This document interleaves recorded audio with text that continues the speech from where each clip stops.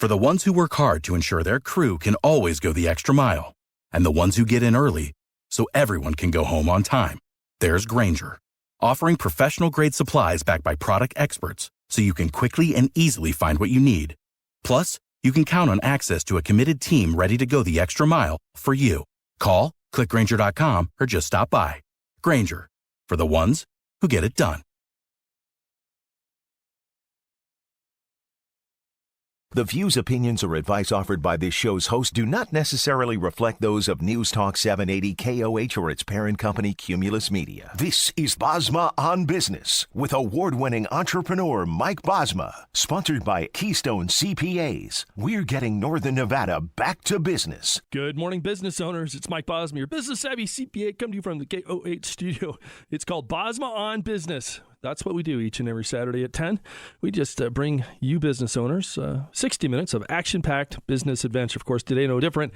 You know, you're probably all still got that turkey hangover from Thanksgiving, and you know you spent all Thursday, or Black Friday rather, spending every penny you had or hope to have. But on today's installment of Bosma On Business, we're going to talk about getting smart about stuffing, not turkey stuffing today, but stuffing your bank account in a very tax-efficient manner. So all things savings on today's installment of Bosma On Business. On the phone, Brian Wheeler, the Chief Cook and Bottle Washer. He's president, he's CEO, he's also the worker bee at Keystone Wealth Advisors. Brian, welcome back to Bosma On Business. Hey, thank you, Mike. Happy to be here. How was your Thanksgiving? Fantastic. Always great to be with family, and still recovering from that tryptophan from the turkey. But Hey, we're here and we're doing it. That's it. So, as I was kind of teeing that up, Brian, we were talking last week about really the people just don't understand this whole, saving for retirement thing. And I think part of it is, people really don't retire anymore. We're living much longer, healthier than we've ever been. And so people just can't even think about it. But, my working definition of retirement is, not shackled to your job or your business so that you can be free to decide what you want to do. Rather than, that's where a lot of times as I'm helping people exit their businesses, they're just, been doing it for 30 years and want to do something else, and maybe without working 80 hours a week. So, and the same thing for the employees out there, if you don't have a good handle on, what that game plan is for retirement, when you can, and a lot of times, people have many different careers in their lifetime, but if you have that pile of money, a pile of wealth, you can now have the flexibility. We call it financial freedom. So, let's start off, Brian, and maybe just give us a softball. If people are out there and they have a retirement account with their employer, but they still want to put some money into a Roth or an IRA, how does all that work? It's really simple. Any investment advisor can help an individual set up an IRA or a Roth IRA account. If you feel like you haven't completely exhausted your savings for the year and it's too late to put into the 401k, it's a great place to turn. And right now for investors in an IRA or Roth IRA, they can put up to $6,500 in, up to the point where they've actually filed their taxes. So they've got some time to think about that, figure out where they are financially, and make that deposit. But, it's actually an interesting point, right? Because I'm always afraid, that, in fact, this happened years ago before I knew you. So, before I had good financial advice, I had other people just trying to sell me stuff. But, I remember I was going to teach my kids how money works. So I went and I said, if you save $20, I'll match it with 80 and we'll open up your account with $100. And so they worked hard and they saved their 20, and I matched my 80. We went and opened up their stock account and promptly bought one share of Coca-Cola and one share of Rawlings based stock, right? And it happened that we bought that stock at the absolute highest pinnacle it would ever trade at in the next 20 years. So. So how do you help people, with that fear of, it's kind of like if I don't, I won't get the ride up, and I'm afraid I'm going to pick a wrong time. How do I bleed that in over time?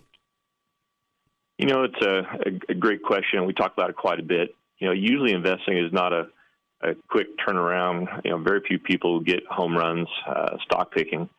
And for most of us, we've got some time on our hands. So if we take the long view invest broadly in the stock market. There's some indexes you can tie into where you get exposure to, S&P 500, 500 great companies of the world. And, historically over time, they've always gone up in value. It may not be in a short period time frame that feels that way or looks that way, but if we wait 5, 10, 15 years, stock market has always risen over time and should serve us all well.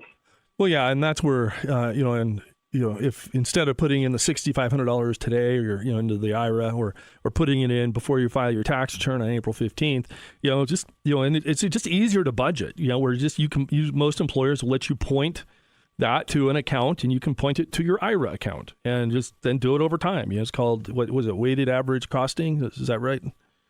Dollar cost averaging. Dollar cost averaging. That's it. So that's exactly. If it's going up, it's going down. You're just kind of bleeding it in over time. So $6,500 for your IRA.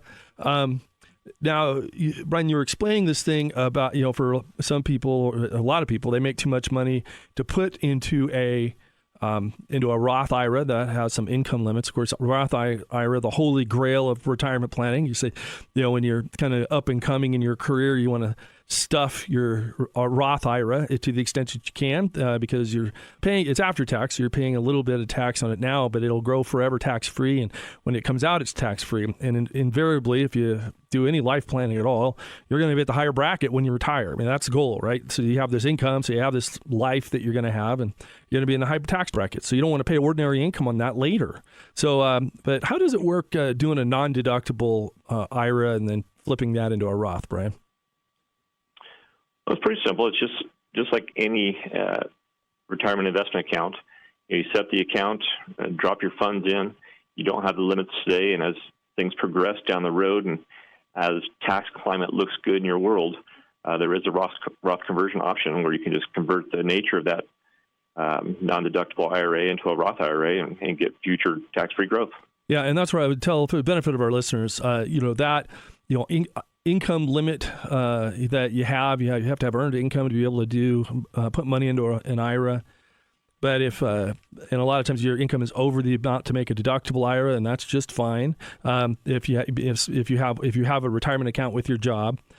But ultimately, this little bit, I call it the backdoor Roth, where you're like, hey, I make too much money to put it into the Roth, but I can make a non-deductible IRA contribution. There's no income limitations on that, and then do a conversion on that on day one to a Roth. And so it's called a backdoor Roth. The only thing that, for the benefit of our listeners, you got to be smart about, if you have other IRA money, that Roth conversion could be potentially taxable if you have other IRA money. So that's why it's like, hey, you had that retirement account that you had in your prior job, you left it in you pulled it out into the IRA, then you got the new job, but you didn't roll it into that. You could potentially be paying tax on that backdoor Roth conversion. So talk to your financial advisor, talk to your CPA, make sure that doesn't apply to you. But it's just like, $6,500 a year.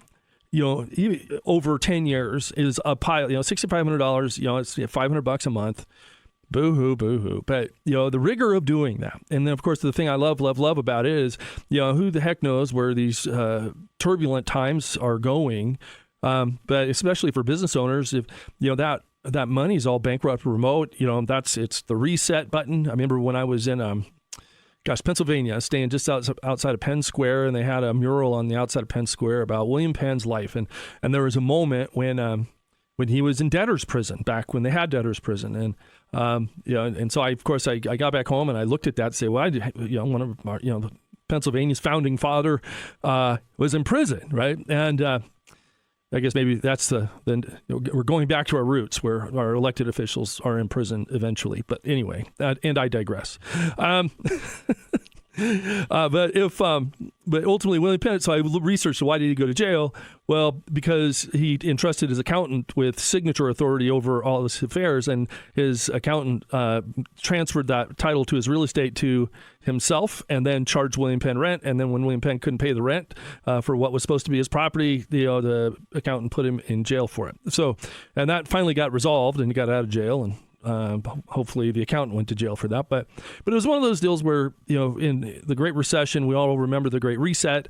And yeah, if all of a sudden you lose everything, having all this money in your retirement account doesn't get lost. Nobody can take it. That's the ability to reset and restart. So it's just, It's a good way, and once it's in Roth for 5 years, if you have to, you can pull it out. So I'm just saying, be smart about this, my people.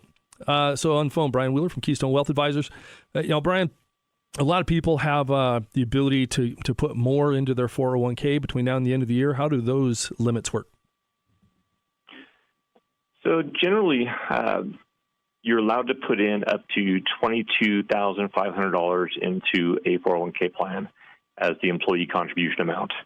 And there's a catch-up if you're over 50 years old, another $7,500. So it's a fair amount.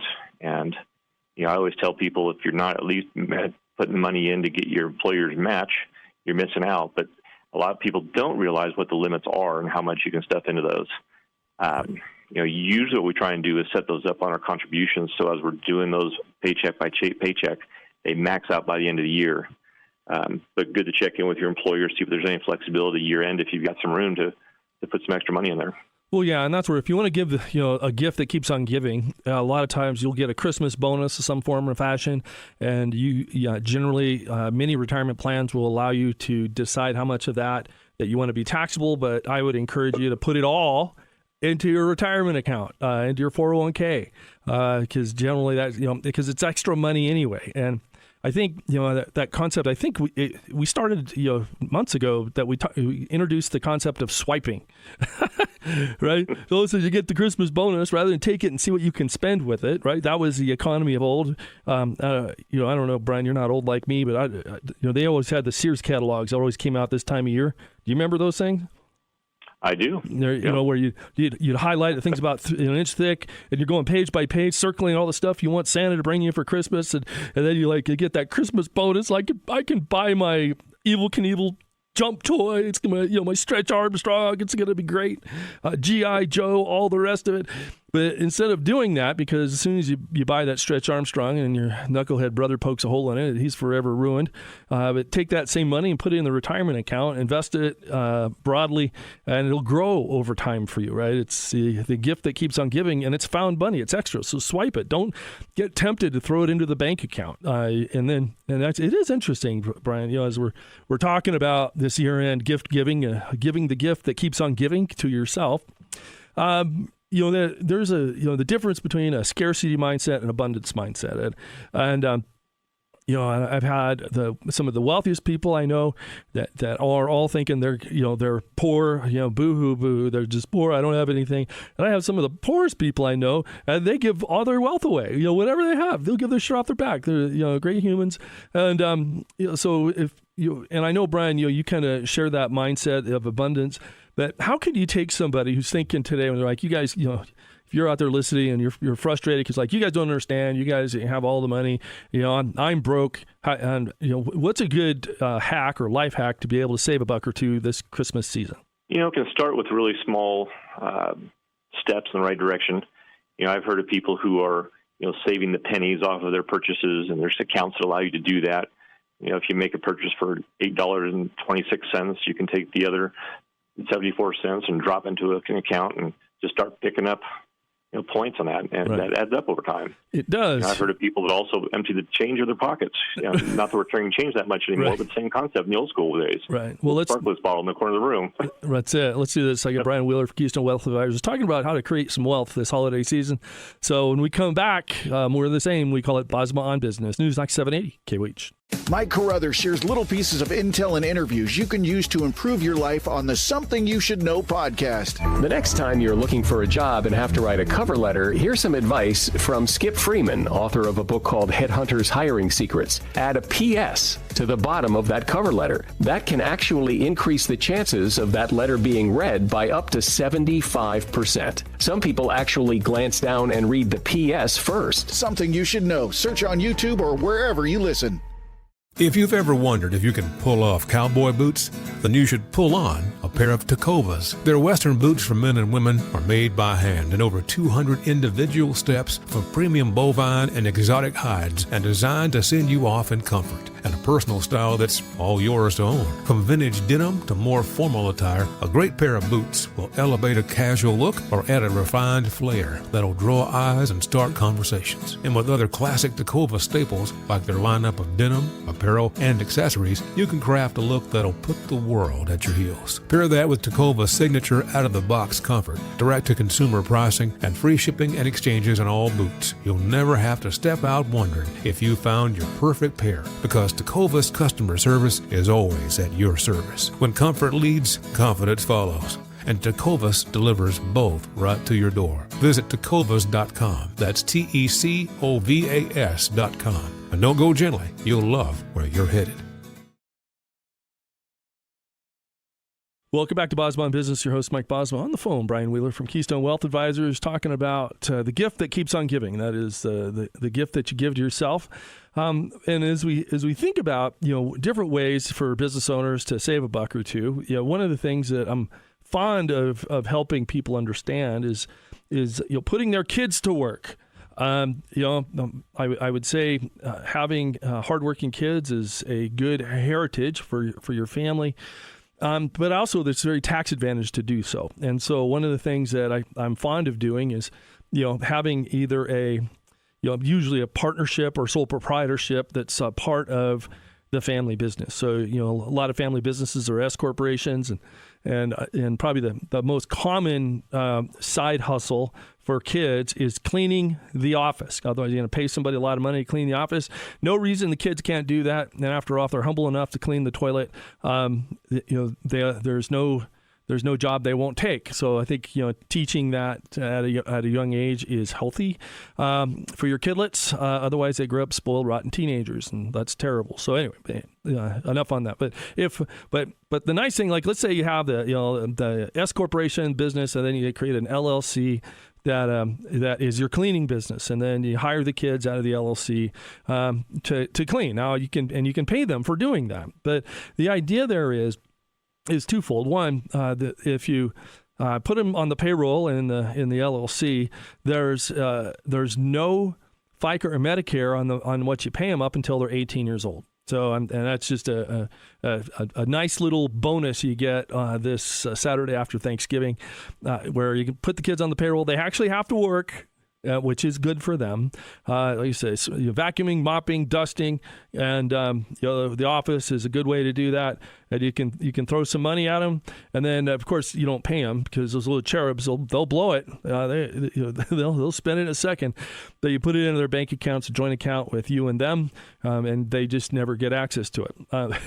But kind of the idea there is this: so you can point this money at them, and then once they have $6,500 of earned income, then you can put in another $6,500, or they can put in $6,500 into their Roth at a very young age, and that's golden for them, because the nice thing about that is if you can train your kids to be able to be smart about money from a young age, then when they get older and they're making more money, they can manage it well. It's not a big deal to them. My 20-year-old daughter, I'm very proud of her.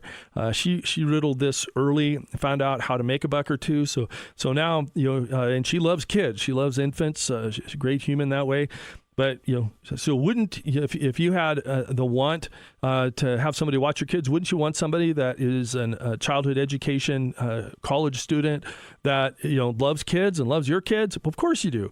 And so she's paid handsomely. She has families that she's babysits for pretty much every day, just to lighten the load, and she's paid well for that, and then she just stuffs all that money and is working hard to pay off her car. So it's just she gets it, and she just doesn't want the overhead of the car payment. So she looks at the side hustle money as a way to do that. But if you do that same thing for your minor children and have them squirrel that away, or you do it for them as their guardian, they can then and share that information with them. So and as I mentioned on the phone, Brian Wheeler from Keystone Wealth Advisors. Brian, is any thoughts on investing for your kids' benefits? I think starting habits like that, especially getting them involved, is really, really healthy. It's no different than doing it for yourself, but it is including them. And like you said, it's a great learning opportunity, a great way to create freedom in their own lives and teach that lesson. I know I had the same lessons to teach my kids when they're growing up. And, they went from debt to having savings accounts and investment accounts for their own retirement, before they were 20. And that really set them on the right pace, right direction. Yeah, and I think that's where it's understanding how money works, right? So that's where if you're pick a number, you're making $100,000 a year, because math is easy. How much wealth do you need to be able to make $100,000 a year? What are your thoughts, Brian? Oh, a lot goes into that. The old adage was, enough money where you could live off of a 4% withdrawal rate for the rest of your life and never touch principal. Mm-hmm. So, that number adds up pretty quickly. Right. And, right. So that's where, and I use 5% because the math is easier. Right. But, that's where you're like, you need $2 million to save, for that 5% to spin off $100,000. And right now, 5%, actually, it used to be 5% was hard to get. Now 5% is not too hard to get at all. But of course, costs are going up, and that's the problem, right? So it's like in your financial models, Brian, what kind of inflation rate are you baking into what the spend is? Though it's been high in the last, year and a half or so, we're still looking at a 3.5% inflation rate, which is historically probably spot on. Right. In the immediate time frame, it's a little bit low, but we expect things to kind of move back down to a more normalized trend here pretty quickly. So about 3.5% over long haul. Right. So, and that's where if you think about it, if your cost of living is going up 3.5% per year, and your income's only spinning off 5%, you don't have the 4% to take off of it. So that's where you always you have to take what your cost of living is going. If it's increasing, you have to bake that into your financial plan in order to retire. And I think that's where bringing Brian as part of the team has been a huge addition, and just helping people riddle all these things so that they don't end up 80 and broke. Because nobody's retired. Like, man, if I'd have known that. But I remember, years ago when I first started the radio, I had somebody, and I remember they were all upset because they started receiving Social Security, and they had to pay tax on it, and which is double taxation, by the way. But I'm like, well, you got like $30,000 in Social Security. Where'd it go? Like, well, I needed it to live. Like, well, if you're drawing Social Security, you're in your 60s. You make a lot of money too in the job. I don't understand where all the money went. And when I kind of showed them arithmetically, like, you're kind of in jail for retirement. Like, you're out of options because you don't have a big pile of money, and you spend every penny you make and then some. And through that process, they were like, oh my gosh, and they ended up like, I need to downsize, because basically what I'm doing is I'm spending my retirement without even knowing it. Because if you're not saving for it, you're spending it. And I guess that's where the rules of thumb, 4%, 5%. All that stuff. What are the other big things that people need to think of when they're doing their financial plan, Brian? Oh, I think besides, saving the right numbers, targeting the right numbers, it's also, protecting what you've got. We talked about how retirement plans are protected from outside creditors. That's a really important strategy to be paying attention to. Also, as you're nearing retirement, looking for ways to position assets in ways that are protected. And we've got trust planning in place. We've got people lined up to help us manage things when we can't do it on our own. I mean, there's a whole host of concerns that we talk about in financial planning that just really helps improve outcomes on all fronts. Well, yeah, and that's where it's interesting. Right now the federal exemption rate, lifetime exemptions, scheduled to go down in a couple of years. Are we doing any planning today for that eventuality? We are, for those that are lucky enough to have that looming problem. It's really important, I think, for those folks to be looking at their estates and where they're projected to grow to. And if we are looking at a federal state tax exposure, there are some actions we can take today that while the limits are still high and the gifting allowances are still in place, to take advantage of current tax law before it changes. Right. So let's do this. No, that's fair. Let's do this when we come back. Brian Wheeler from Keystone Wealth Advisors talking about, protecting your wealth, both from creditors, economic downturns, and probably most importantly, the tax man. When we come back, it's Bosma on Business. Newstalk 780, KOH. Mike Carruthers shares little pieces of intel and interviews you can use to improve your life on the Something You Should Know podcast. The next time you're looking for a job and have to write a cover letter, here's some advice from Skip Freeman, author of a book called Headhunters Hiring Secrets. Add a PS to the bottom of that cover letter. That can actually increase the chances of that letter being read by up to 75%. Some people actually glance down and read the PS first. Something You Should Know. Search on YouTube or wherever you listen. Welcome back to Bosma On Business. Your host, Mike Bosma. On the phone, Brian Wheeler from Keystone Wealth Advisors. We were talking about trying to time the market, that kind of stuff. One of the things that was a bit of a buzzkill that was one of my loopholes I love taking advantage of is the Roth recharacterization. And, it used to be able to, so you can do a Roth conversion and take your IRA and make it taxable into a Roth, and then you had until the extended due date the following year to decide to unwind it or not. So it's like this time of year, I tell everybody, do a Roth conversion, and then you can decide if that's a good idea or not. When we get to your tax, when you get around to do your taxes, and that's where at the end, when you look at all these financial models that Brian and other financial advisors use, it is just wicked efficient to have that run up in value in a Roth. And probably, I know, Brian, we're working on a case right now for a gentleman who invested early in Apple stock, and he put a bunch of it into his IRA, and and now it and that's where had he owned it individually, it would have, that run up, that appreciation would have all been taxed to him at 23.8%. But now, because it's all in his IRA, it all comes out at him at 37% as ordinary income. And so that's where you're like, just being smart about it. If your goal is appreciation, but I'd rather than 37% or 23.8%, I'd rather have 0% on that, right? So that's where I think when I explain that to people, people bust my chops all the time. I bought a condo on the ocean in Southern California, and you're going to California. So I'm not moving anywhere. Never move your residence, but we're a little thin on oceans here in Nevada, and I happen to love it.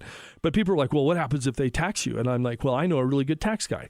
But it's like, basically, my strategy is stuff my Roth, doing these $6,500 a year, and I had when I was with CLA, I rolled that into a Roth and converted, because that way I know all the appreciation's all going to be tax-free, even in the great state of California. So it's just, you get to the end and you wish you'd done it all different. And that's where just being smart about what goes in to the pre-tax versus the post-tax, what should stay in your personal name, all that stuff. And, as we're talking about these strategies, right? Because I think on the one hand, people are spending money like drunken sailors.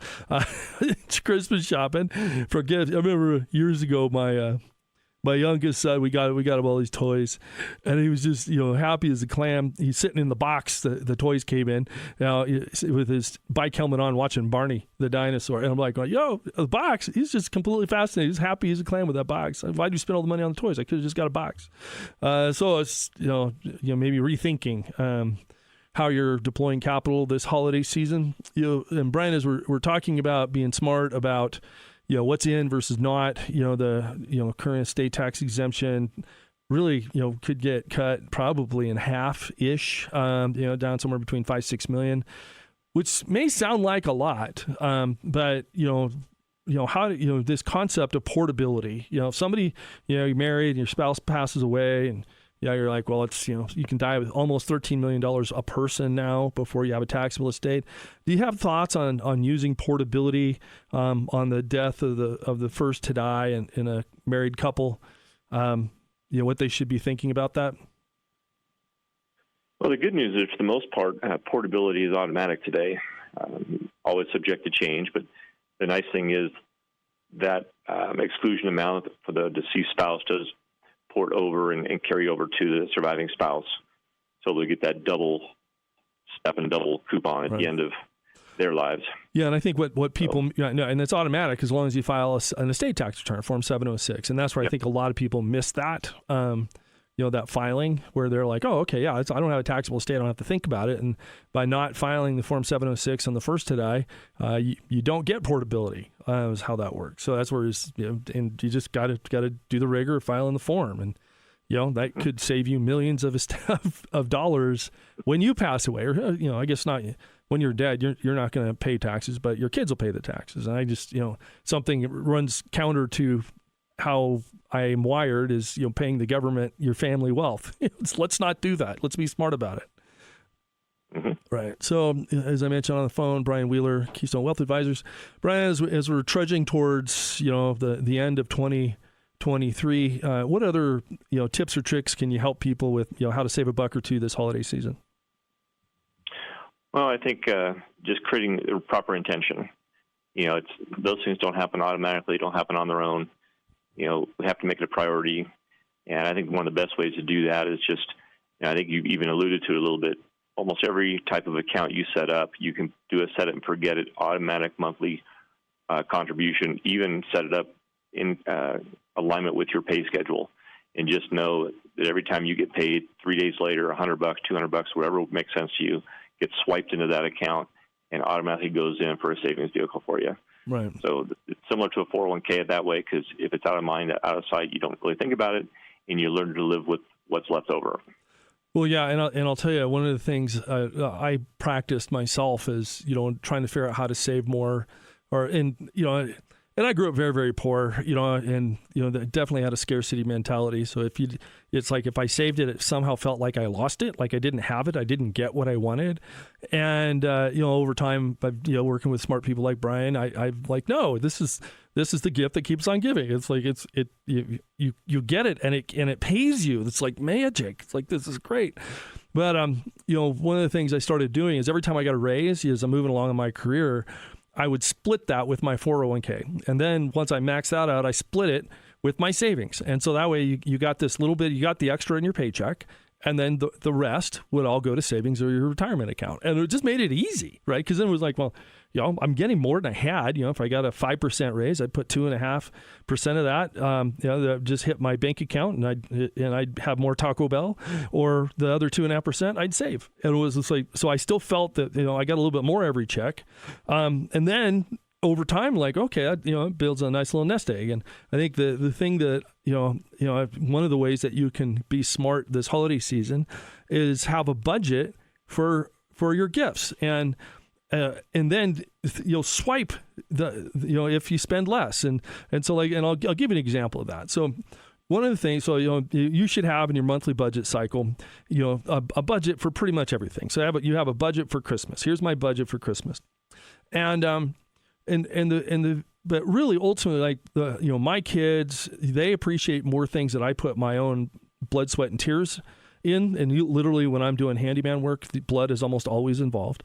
So, but that's where it's like, if I make them something like, that with my own hands, and I took the time and it was something specific for them, that goes exponentially farther than something I picked up in the mall on a 15-minute walkthrough. And by the way, it's a lot cheaper. So let's say, for example, this holiday season, I got a $2,000 budget for gift giving. Then I'm like, okay, well, and then you start measuring against that. And then you're like, hey, and it's don't go cheap, right? But it's like, sometimes you're like, well, what really matters to them, and how can I do that for less? And so that way it's more impactful to the recipient of the gift, but it costs less, right? Rather than throwing money into a problem, you're like, no, I'm just going to be really intentional about this. So let's say a $2,000 budget, you spend $500. What do you do with the extra $1,500? You swipe it into your Schwab account, right? And that way, that's a gift that keeps on giving. And as you do that, as you learn that, the rigor of living a life that is being a good steward of the resources that you're entrusted to, that you're like, because it's the difference between, try and explain this well, right? But there's a difference between what you can afford versus is it worth it? And so, you can, I was out looking at cars a couple of weeks ago. I'm currently driving around a 1985 Silverado. So, but it's always a truck I've always wanted. It's a ton of fun, but it's a little, it's a little rough around the edges. So I was looking for another car, and I'm like, I can afford the car I was looking at. It just wasn't worth it. I didn't want to pull that money out of savings, and so I'm just trying to find something else that'll check some boxes. But yeah, and once you get to that place, for the benefit of our listeners, where it's not whether or not you can afford it. It's, is it worth it? And then you're living a very good life. I don't know if you want to weigh in on that, Brian. Oh, I think you're spot on. Making good choices on simple things like that. All those little steps add up a ton. And, as you're talking about all those things, I'm thinking about an example that I use with some of my younger investors. They're trying to figure out, do I save this? Do I spend it? What's more valuable in my scenario? I said, you get to choose. I said, but, if you look at what you're thinking about spending on this, say, trip, $2,500, if you invested it in 10 years, that'd be worth $5,000. In 10 more years, it'd be worth $10,000. In 10 more years, it'd be worth $20,000. It doubles every 10 years at 7% rate of return. That starts becoming impactful when you think about the magnitude of that compounding. Mm-hmm. So that $2,500 trip is worth, $10,000 or $20,000 in my future towards retirement. Right. I got to think twice about spending that at that moment. Mm-hmm. Right, and that's where I think as we're talking about this holiday season, I would, the thing, just really doubling down on the things that matter. And I think, as I think about it, time with my young kids, my adult kids. It's time, right? And having quality time, being able to hang out, share memorable experiences. And, my 17-year-old daughter has a map of the United States, and she crosses off a state every time we take a trip. And so I'm thinking, well, hey, I'm looking for a car, and I'm like, well, Idaho's on there. It's like, wouldn't it be fun to, take a road trip with her and go buy a car if I can find one up in Idaho, So it's just, those things, those trips, those memories just last a lot longer than the Barbie set, right? So for sure. Just I'm just saying. So yeah, just being intentional about it, and really not talking about going on the cheap necessarily, but just having a budget and then managing to it, and more importantly, make your gifts more meaningful rather than less meaningful. And I think as we set our intention for this Christmas season, I think then you'll find that your life gets better, and I think because you're actually focusing on how to be better stewards and how to make a bigger impact. So when we come back, Brian Wheeler from Keystone Wealth Advisors is going to tell us the number one secret to retiring a millionaire. When you come back, it's Bosma On Business, Newstalk 780 KOH. Welcome back to Bosma On Business. Your host, Mike Bosma. If you need one of those consults with myself or Brian, 775-786-4900, mbosma@keystone.cpa, or bwheeler@keystoneforwealth.com. As I mentioned on the phone, Brian Wheeler from Keystone Wealth Advisors. Brian, the promise, everybody wants to be a millionaire. So how do you, what's the number one thing, the big aha, the big takeaway to be able to retire a millionaire? Aside from winning the lottery, it is, starting early, being consistent, saving a little bit every time you get a chance over the long haul. To keep chipping away at it. I think that the people I know that become millionaires most consistently are the ones who are the most consistent with their savings. Bottom line. Right. Aside from a great business sale and some of those things, for all of us, everyday Americans out there, if we just chip away at it, we'll get there for sure. Yeah, and that's where I would say, having a pile of liquid cash, I've seen people move their agenda forward the most when they just had some disposable savings or that they could then deploy, and that's not in retirement. That's just borrowing cash, sitting in a savings account, making 5%. But if you have if you, to the extent that you can squirrel $10,000 away, $100,000, where all of a sudden you'll see an opportunity where like, wow, if when I bought the Bosma Business Center, my down payment for that 27,000 square foot office building was $126,000. And I was able to, rob Peter to pay Paul and all the rest of it and cobble that together, and very blessed to do so. But it all started just like you said, Brian, where you're like, hey, if I can squirrel this away there and squirrel this away and swipe this into my Schwab account, and then when you see that opportunity, you're like, oh, but you had to move quick, right? And you do your due diligence, and then you can significantly move the agenda forward. And that's where many people I know, they can really isolate it down to that seminal event where they're like, no, this is when I had a shot at something kind of pretty cool, and it made sense to me. Now, And I've also talked to plenty of people that are like, or not plenty, but sometimes you invest in a Ponzi scheme or something silly like that because it's too good to be true.